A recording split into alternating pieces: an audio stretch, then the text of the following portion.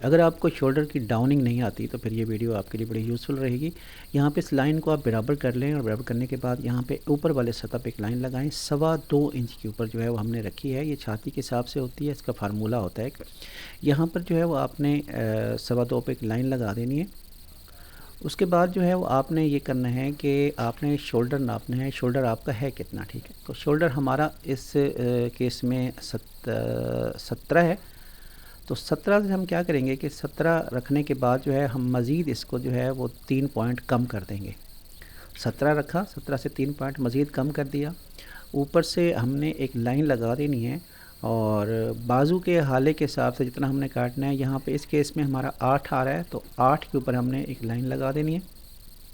नीचे से हमने इसको बराबर कर देना है इस तरीके से लाइन लगा के।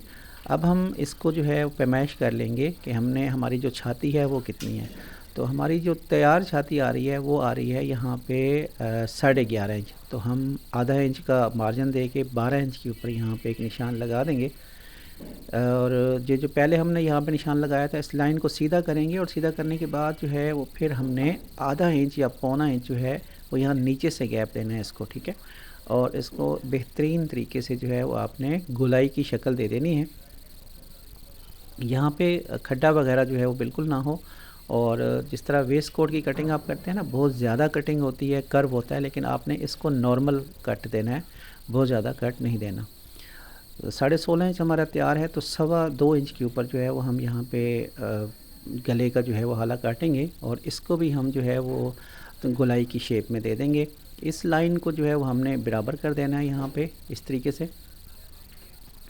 अब आप क्या करेंगे कि अब आप इसको यहाँ पर जो है वो जेब के लिए निशानात हैं, इसको अभी हम स्किप करते हैं। हम चलते हैं सिर्फ जो अपर पोर्शन है हमारा इसके ऊपर। जो ड्राफ्टिंग हमारी मुकम्मल है तो अब हम इसको काट लेंगे। जहाँ जहाँ लाइंस लगी हुई हैं लाइनों के ऊपर ही आपने काटना है। और अगर कोई फ़र्क आ जाए लाइन का या कहीं आपको लग रहा हो कि कोई मसला है तो फिर आप उसको यहाँ से बराबर कर देंगे। जैसे हमारे केस में यहाँ ये हुआ तो हमने इसको मज़ीद बराबर कर दिया ताकि यहाँ पे इसकी जो जितनी कटिंग अच्छी होगी उसी हिसाब से जो है वो आपकी स्टिचिंग भी वैसे ही होती है।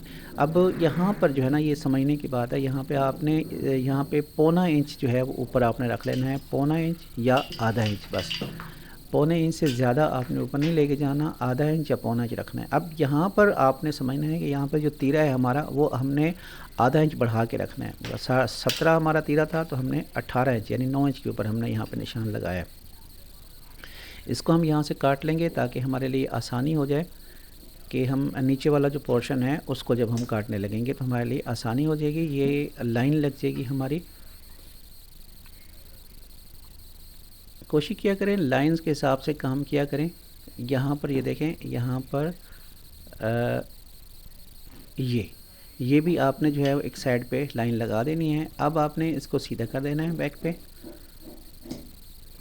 और कट लगा देना है आपने तीरे के लिए।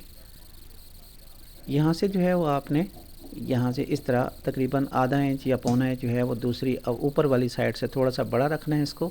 इस तरीके से दोस्तों अगर आप कटिंग करते हैं तीरे की और तीरा उस हिसाब से बिठाते हैं तो मैं कंफर्म आपको बता रहा हूँ कि आपका तीरा कभी भी इसके ऊपर वो है वो सलवट नहीं आएगी।